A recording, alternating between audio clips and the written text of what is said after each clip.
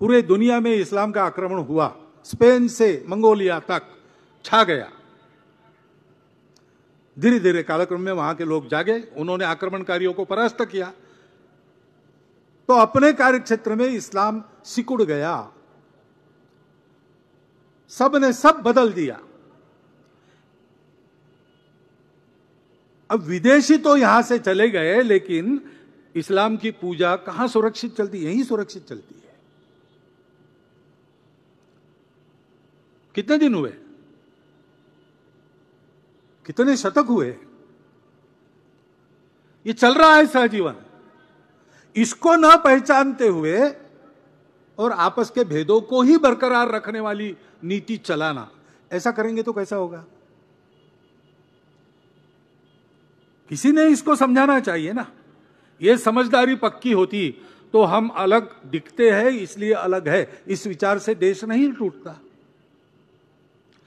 सभी को यह समझना आवश्यक है। यह मातृभूमि हमारी है। यह भूलकर हमारी पूजाएं अलग अलग है, दो चार विदेशी भी है,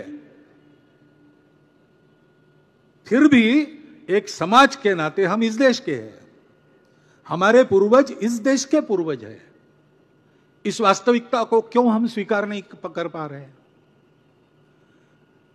हमारी जो विशिष्टता है, विविधता है, वो हमारे अलगाव का कारण बनती नहीं, बाकी दुनिया में बनती है। लेकिन हमारे देश में प्राचीन समय से सबको समन्वय के साथ साथ चलाने वाली संस्कृति विद्यमान है। किसी को लगता है कि ऐसे ही होगी, किसी को लगता है नहीं दूसरा कुछ होना चाहिए, ये चलते रहता है। परंतु ऐसी जैसे गर्मी में वर्षा की बौछारें सुखद लगती है, वैसे स्वतंत्रता के 75 वर्ष के बाद इस प्रकार की और सुखद भावनाओं का अनुभव हम जैसा कर रहे हैं, वैसे चिंतित करने वाला दृश्य भी हमको परिस्थिति में मिल रहा है। इसी समय देश में कितने जगह कितने प्रकार के कलह मचे हैं। भाषा को लेकर विवाद, पंथ संप्रदायों को लेकर विवाद, मिलने वाली सहूलियतों के लिए विवाद, और विवाद नहीं केवल, तो इस हद तक उसका बढ़ना कि हम आपस में ही हिंसा करने लगे।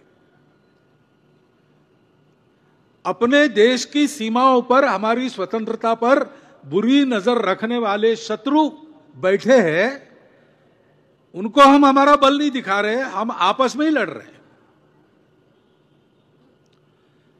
और हमें भूल रहे हैं कि हम एक देश है, हम एक जन है। यह भी दिखाई देता है। अच्छा, केवल यही होता तो जा जाके प्रबोधन करके इसको ठीक करते, लेकिन इसको हवा देने वाले भी लोग हैं। राजनीति चलती है, हमारा प्रजातंत्र है, अनेक दल अनेक विचार रहेंगे, सत्ता के लिए स्पर्धा रहेगी, रहती है, ये पद्धति है। परंतु उसकी भी एक मर्यादा होती है। ये सारे देश के राजनीतिक दल है, एक दूसरे पर टीका टिप्पणी उनको करनी ही पड़ती है, करे, जितनी अधिक कर सकते करे, परंतु लोगों में विसंवाद उत्पन्न न हो, अपने देश के गौरव को कोई लांछन न लगे, आपस में लड़ाई झगड़ों को हवा न मिले, इतना विवेक तो रखना चाहिए, लेकिन नहीं दिखाई देता। ये सामान्य लोगों के समझ में आता है, वो इससे दुखी होते, वो बोलते नहीं है।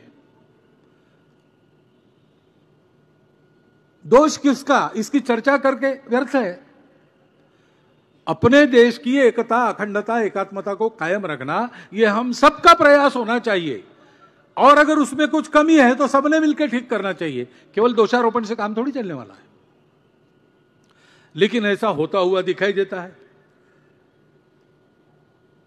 और दूसरी भी बात है कि थोड़ी बहुत हमारे मन में भी बीच के काल में जो भेद आए, जात पात के भेद आए,